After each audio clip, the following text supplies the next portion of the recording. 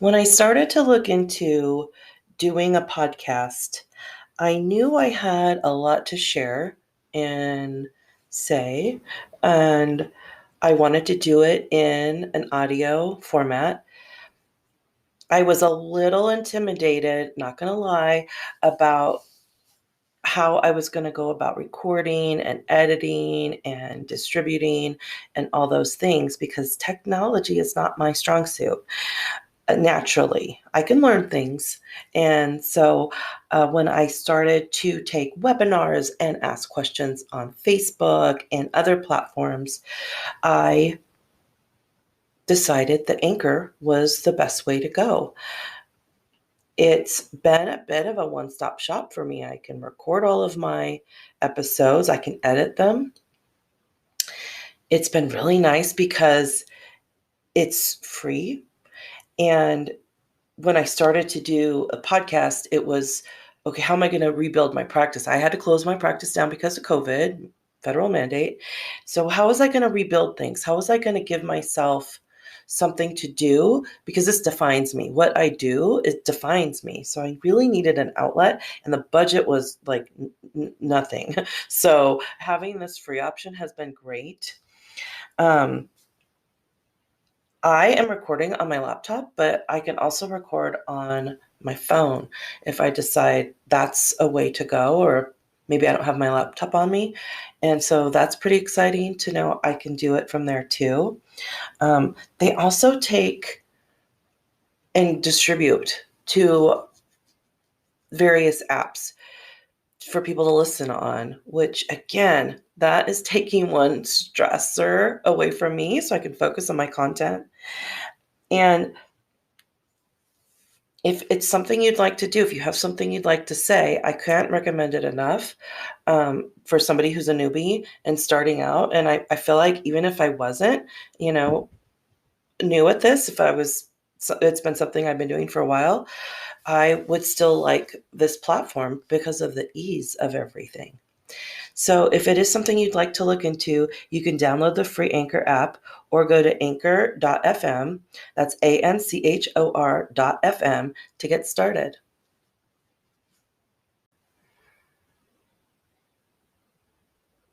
Welcome to the Infinite Dance. I'm your host, Carrie Arata.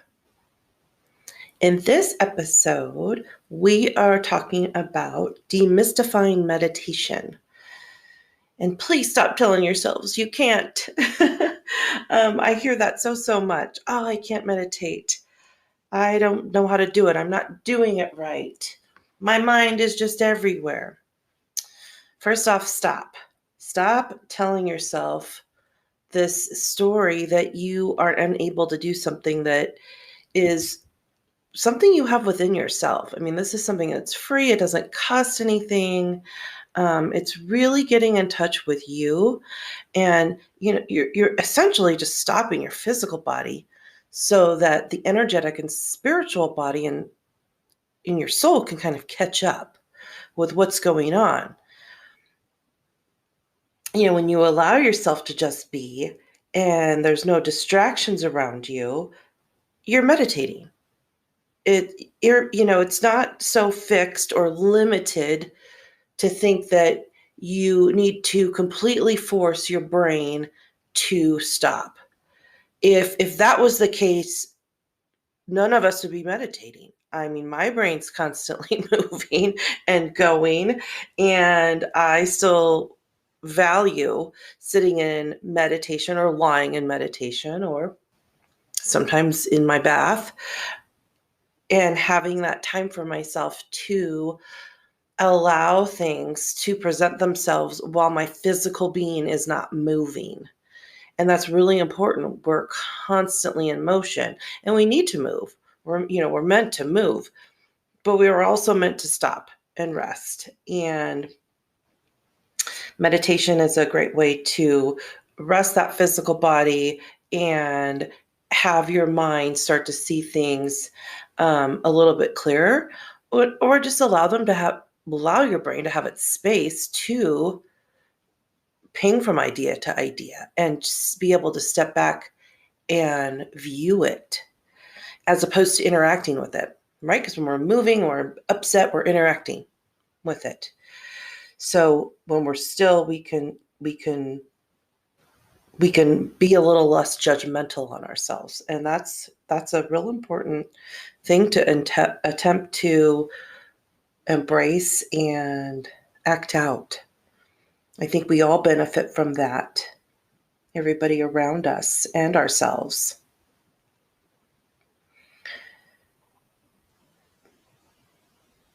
So when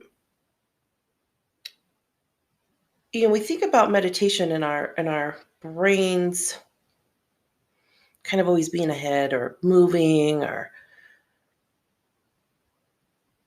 having a hard time shutting down or taking a bit of a rest, it's always kind of in the lead, right? It's always it pulls the body along. I mean, just think of next time you're out walking, whether you're out walking on a walk on a path or you're walking to get somewhere, like say from your car to the store or maybe your car to meet somebody. Notice how your mind and your head likes to be in the lead, right? So it's almost like the top of your head is leading this journey of you walking to wherever you're trying to get. And so then you just, again, that brain is just being compounded with, I'm going to get there because I know what's going to happen. And then you're thinking about what's going to happen. You're playing out scenarios. You're playing out what you're going to say, what the other person's going to say, how the interaction is going to go. The things on your list if you're going to the store. So if we can step back a little bit and be aware when we're moving. Okay, so when you're doing a movement like walking, try the next time to strike your heels. So strike your heels as you're walking into the store or you're walking to meet your friend. So at first when you're trying it looks a little bit like you're, a soldier, like striking your heels. But once you get a groove and you get on your walking groove, you'll start to not look like you're doing anything intentionally. And what it does when you strike your heels when you walk is it, number one, forces your spine straight. So this is excellent. We want our spines to be straight. So all the things around our spine can do their function properly and have space around them. It forces your head up, right? Because your neck's a part of the spine. So it forces head up as opposed to leaning forward, right? We see people as they start to age, how you have that kind of hump neck. And because that, again, the brain's trying to do everything because it sees it. It's figuring it out before you get there. So striking the heels, the spine goes upright, the head goes up and above the heart. So you've got more of an alignment and you are walking, I kind of see it as leading with your heart as opposed to leading with your head. So physically and mentally and energetically, you'll get benefits from doing that. So that's just a way to think about our bodies when we're walking, and what the brain body kind of connection is. So that's why I brought up that example. So speaking of, moving, when we do certain repetitive motions like running or dancing or yoga or even riding a bike, we get into a bit of a moving meditation, which is wonderful. I enjoy that space a ton. And I really feel like that type of meditation helps to get things going. So maybe I've already decided on the route I'm going to take, or I've decided on, I have this clear idea, I have the big picture. When I move, a lot of times I start to see the pieces, parts of it. I start to see things coming together, or not just coming together, but like making connections between. So that's really nice with a moving meditation. But this episode's all about sitting meditation or lying, still meditation, being still. Life is constantly moving, and the one thing we can count on is change. So when we can get still in our physical being, again, that energetic and spiritual bodies have a chance to kind of catch up or say, hey, let's get it out of this dense being, right? Because out of the spiritual, energetic, and physical bodies, physical is the densest. So that's the one that can take on stuff and it transmutes it. If it doesn't have an outlet, if it doesn't have anywhere to go, it transmutes an idea, or not transmute, it interprets an idea. If it repeats too much and it's not for a soul's highest benefit, into something maybe we don't want, some kind of disease or illness, something that's not going to continue to benefit you and help you thrive.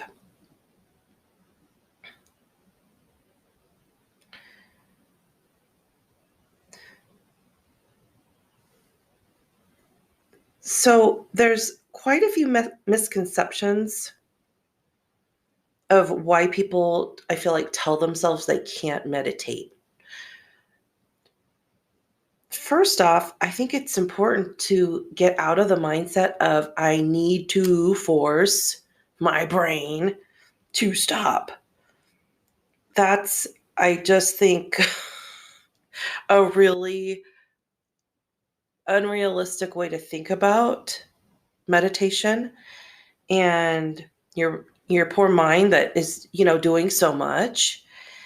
I mean, if you're like me, it actually, sometimes it's before I go to bed, sometimes it's in the morning.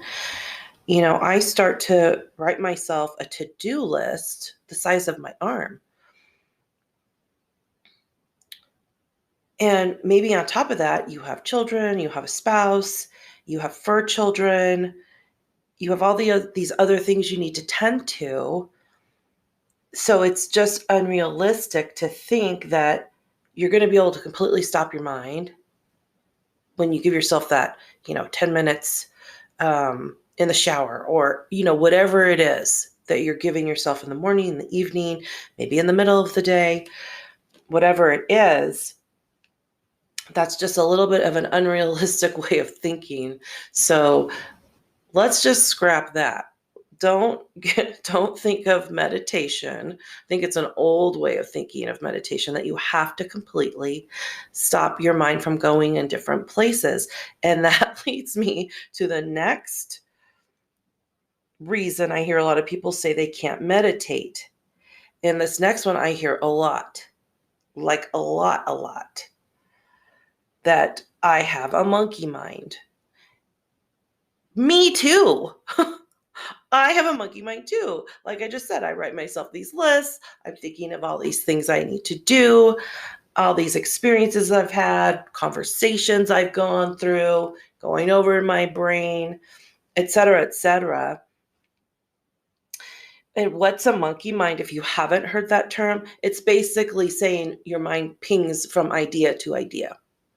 Okay, so it's not focusing on one thing. It's kind of going, to this, to that, and the other.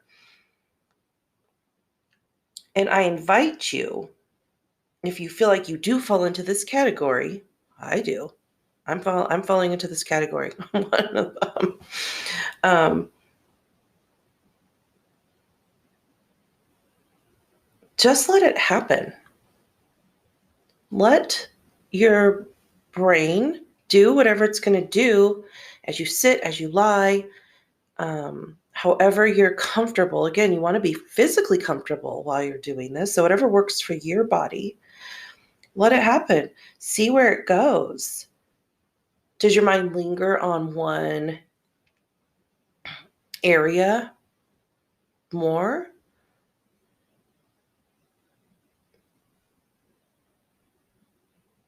Does it keep kind of going back to a person or a conversation? kind of keeps repeating. Or maybe you might think of something else and then that comes up again and then again. And ask yourself, what's going on? Ask questions. There's, hey, why is this coming up?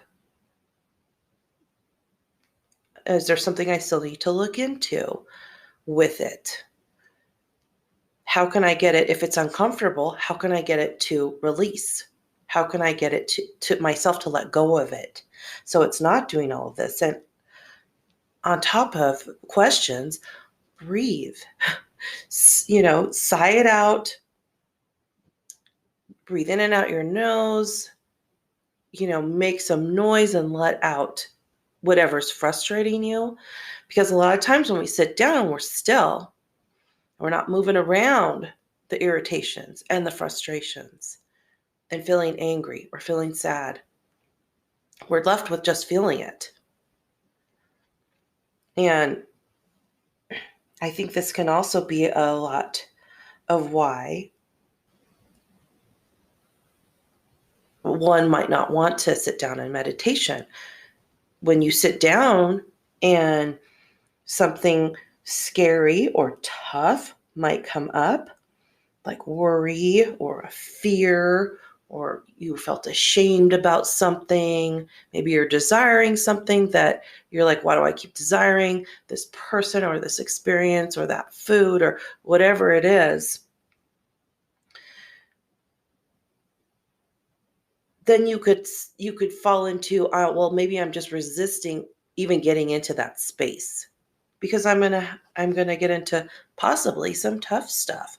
I think a lot of people think their mind's gonna shut down. I'm not doing it right. But if I was doing it right, my mind's gonna shut down and I'm gonna go off to this blissful place and I'm just gonna there's gonna be unicorns and rainbows and it's just, la la land. This is, all positive and again, unrealistic, right? Because maybe you didn't go through all that recently. Maybe you're not processing that. But if you sit with it and go, oh, that stunk. That behavior was bad. If somebody said something mean to and maybe it makes you feel sad. Maybe it makes you feel PO'd. And address that with yourself. And then maybe you can write it down. Maybe you can talk to a friend about it more clearly, or therapist or significant other, or whoever you might choose to talk about things that are emotional. And it's always nice to have an outlet for that. The only way to get over the tough stuff is to go through it, right? So if you've already gone through the experience, then now that you can step back and not have your body involved in it, and you can just have energetic body, spiritual body interacting with it, and you'll be able to have a little bit more of a calmness, okay, because you'll be able to be a little bit more unbiased because you're stepping back, you're looking in and giving yourself some grace and coming from heart space with whatever had gone on. So I hope that's not scaring you from meditating. But I wanted to go there. I really believe, especially right now in this time that we're in, we need everybody to face anything that's held them back from knowing their truth, from being their authentic self. Because when you step into that space in you're going to help others do that around you, because they'll see how free you are with yourself, with others. Again, this is all tools on the journey. There's I don't believe it's always just going to be just blissful, right? But this is something that will help on the journey. when those tough things come up, a way of processing it. I've also heard, I'm too busy to meditate. Well, guess what? You need it the most. When I am too busy, I know I need to sit down because I'm going to start spiraling. My mind's going to start going and going, and I'm probably going to stub my toe or do something that, I don't want to have happen if I don't sit down and just give myself a little stillness. Okay. Again, it's have that physical body, the densest part of our being, the densest part of our being, be still. And, give yourself 2 minutes, 5 minutes. It doesn't have to be a big, long session. Just give yourself that time and allow what needs to unravel start to unfold, right? So you might just get like a little blip of it. You're like, oh, okay, this is coming up. We'll see how that starts to unfold. Maybe you'll go for a run and you'll get a little bit more information from that little blip that you got in your 2 minutes of sitting and breathing and being still. When we keep our thoughts only in our head, and it's almost like we think our body's somehow going to work it out. And again, it's really going to be hard for the body to work out what's going on mentally, energetically, spiritually. By itself, it needs help, right? It's all connected, so it all needs help. And, when we neglect trying to release things and sitting with ideas, experiences, etc., then it can really take up root in our bodies, and things could come on that, we don't want, stomach aches or body aches. It just needs an outlet. So we can start to see meditation as an outlet for our bodies. It's not a bad way to think about it. So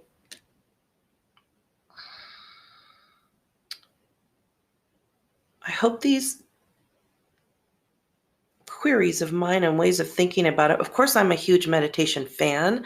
I do this all the time. And sometimes I have long sessions and sometimes I have short sessions. And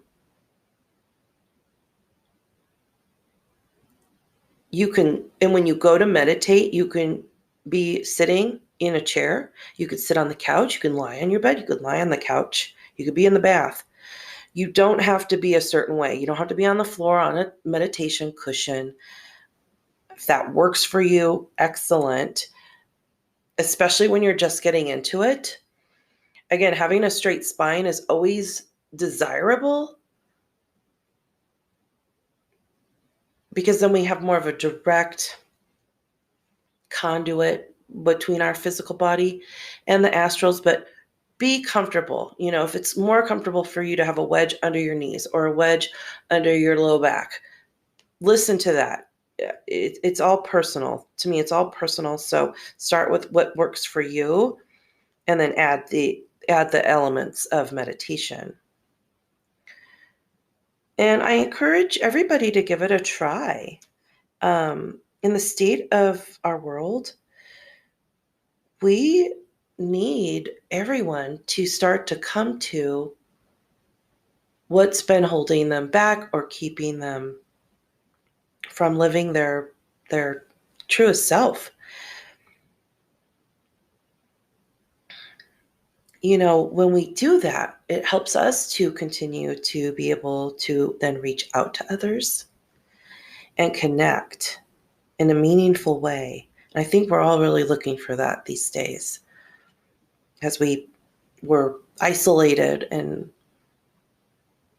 away from each other and away from our interactions as we had known them. We did really kind of have this chance to go inward, as scary as it is and as tough as it is. So I don't want to dissuade you from meditation. Every time I sit down, I don't have some major experience come up. Sometimes it's like, oh, sheesh, I couldn't find my mailbox keys. And I sit and I start to have, oh, guess what? Check that pocket will come. So, I mean, that's light, right? That's not a big tough experience I'm trying to process through. But it's a part of doing the work. You can't just listen to a podcast, but I'm glad you're here if you're listening, or read a book or listen to a lecture.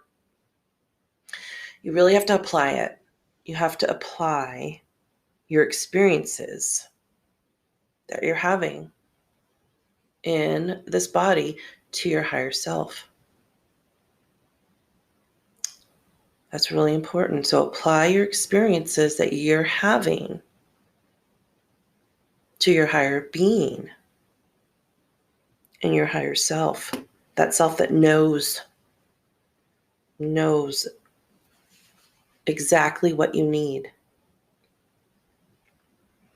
And you really will start to feel rewards now. It's not going to be like, oh, it's going to take months. You'll start to feel stuff now. Just having that little time, pat yourself on the back. Hey, I gave myself those couple minutes.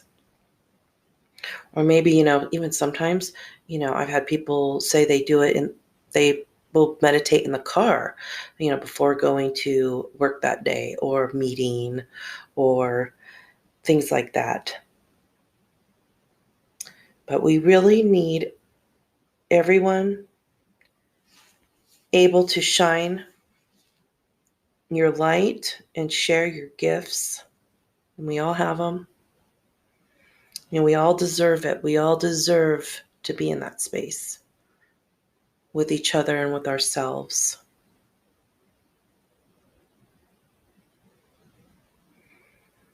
So thank you so much for tuning in to the Infinite Dance today and getting some information about what meditation is all about, and that it's really just letting yourself, physical being, be still so that you can see a little bit clearer what's going on. So I will have a bonus episode to this one. It will be in my Patreon, which is patreon.com/The Infinite Dance. We're going to delve deeper into a step-by-step process on getting into meditation and a meditative state. In April, I'm going to have a 21-day meditation transmutation, and that will be up on YouTube. So that will be something you could tune into every day. There'll probably be like total 10 minutes. It'll be all levels, and you can really go ahead and look into how you meditate. I have a Facebook group called The Infinite Dance. If you'd like to join, send me a request. I'd love to have you. If you'd like a private reading, you can go to ancientbodyworks.co and sign up for a private reading or clearing. And every Wednesday at 9:30 a.m. Pacific Standard Time, I do a guided meditation on Zoom. It's another way to get into meditation. Again, I appreciate you being here. Continue to ask all the good questions and